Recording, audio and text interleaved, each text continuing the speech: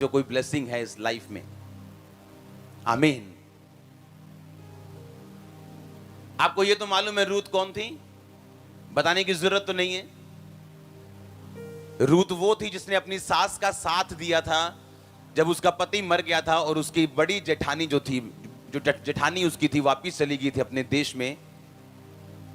लेकिन इसने कहा था कि मैं तेरे साथ ही रहूंगी, क्योंकि मैं अपने देश में जाके मुझे यहोवा परमेश्वर की आराधना करनी नसीब नहीं होगी, तो मैं इसी देश में तुम्हारे साथ जाऊंगी, तुम्हारे लोग मेरे लोग होंगे, तुम्हारा परमेश्वर मेरा परमेश्वर होगा। आपको स्टोरी पता है कि नहीं पता? अगर आप ध्यान से बाइबल देखें तो एक ब्लेसिंग जिसे परमेश्वर आपकी लाइफ को देना चाहता है वो है आपके घर को सेट करना। ये ब्लेसिंग आपके लिए बनी।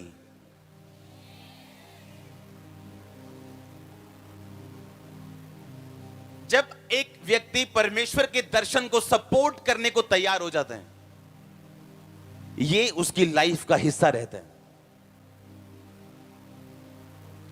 जब परमेश्वर ने अपनी इच्छा को जाहिर कर दिया कि मैं अपने इजरायली लोगों को बचाऊंगा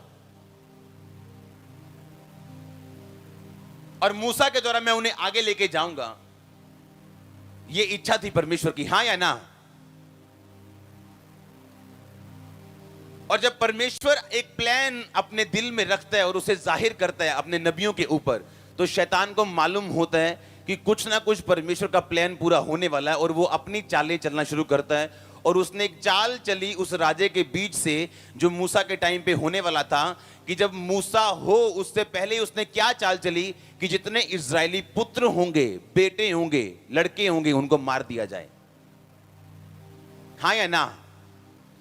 और बाइबल कहती है उसने दाइयों की एक ड्यूटी लगाई कि जब तुम जाओ और इजरायली लड़कियां, इजरायली स्त्रियां जब बच्चा जनने लगे, अगर तो बेटा हो तो उसे मार दो, अगर बेटी हो तो रहने दो। लेकिन पवित्र आत्मा ने दाइयों के ऊपर अपनी इच्छा जाहिर कर दी थी। परमेश्वर ने दाइयों के ऊपर अपनी इच्छा जाहिर कर दी थी कि तुम इजरायली लड़कों को मत मारना, क्योंकि मेरी प्लानिंग आने वाले दिनों में उनकी लाइफ में है। और दाइयों ने परमेश्वर के प्लान को सपोर्ट किया। और वो क्या करती थी, अगर उन्हें मालूम है कि वो फलाने मोहल्ले में एक बेबी होने वाला है, तो वो जानबूझ के धीरे चलती थी और जानबूझ के देरी से पहुंचती थी, और जब वो पहुंचती थी तो बेबी हो चुका होता था। और राजे ने एक दिन पूछा उन दाइयों से, तुमने मेरे साथ धोखा क्यों किया? तुम क्यों नहीं जाती टाइम पर और उन्हें मारती क्यों नहीं बेटों को? दाइयों ने कहा, इजरायली स्त्रियां बहुत फुर्तीली हैं, मेरे पहुंचने से पहले ही उनके बेबी हो जाता है और मैं उन्हें मार नहीं पाती। लिखा, जब दाइयों ने परमेश्वर के काम को सपोर्ट किया और जो परमेश्वर ने कहा था वो किया, तो लिखा यहोवा परमेश्वर ने दाइयों के घर बसाए।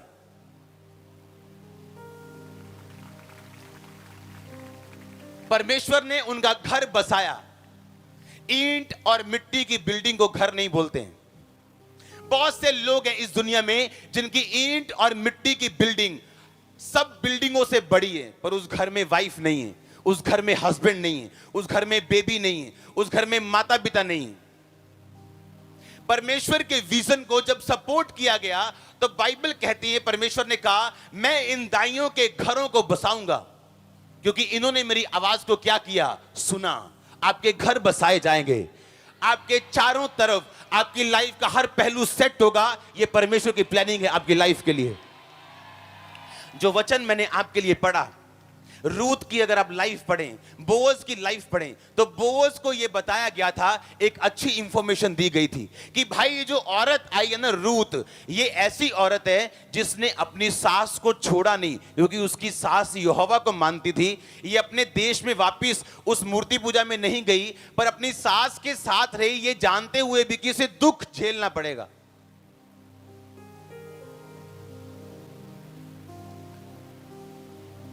आप जानते हैं बोअज की लाइफ में सब कुछ था, पर वाइफ नहीं थी। पैसा था, खेत थे, घर था, एवरीथिंग उसके पास था, पर उसका घर सेट नहीं था।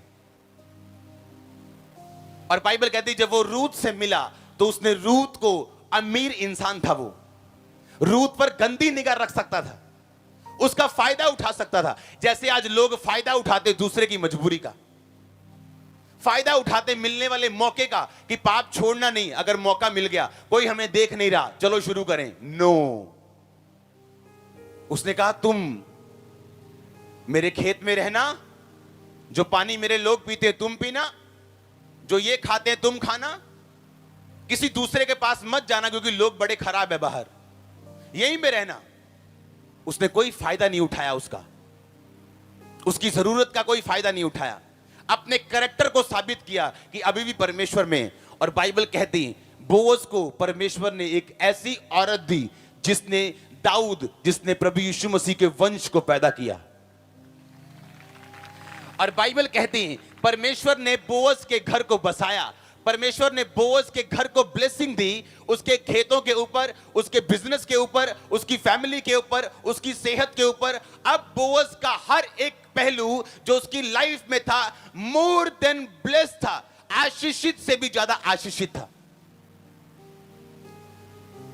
आपकी लाइफ कोई अच्छी फैमिली सेट नहीं कर सकती, आपकी लाइफ पैसा सेट नहीं कर सकता। एक बंदा जिसे बचपन से उसको बेचैनी थी, उसकी बेचैनी खत्म नहीं होती थी, उसने कहा मैं बेचैन इसलिए हूं, मैं गरीब हूं, बाहर चला गया, फॉरेन चला गया, कंपनी खोल ली, अमीर हो गया, बड़ी गाड़ी फेरारी ले ली, महंगी गाड़ियां ली, तब भी उसका मन बेचैन और वो खुश नहीं।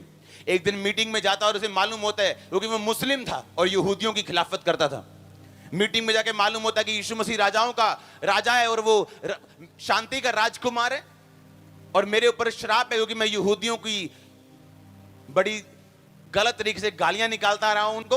और परमेश्वर ने कहा जो अब्राहम को श्राप देगा मैं उसे श्राप दूंगा।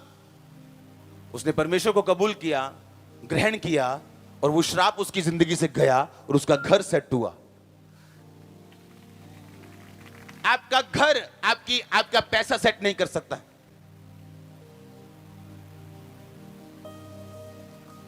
पर्दे पे जिनको लाखों लोग चाहते हैं, पीछे रोज रोते हैं रात को। जिनके गाने आप सुनते हैं, पीछे रोज रोते हैं रात को। क्योंकि परमेश्वर ने कहा अगर तू घर सेट करना चाहता है और मेरी ओर से वो सेटिंग हो, तो तुझे एक ऐसे कैरेक्टर की जरूरत है जो बाइबल बेस्ड हो।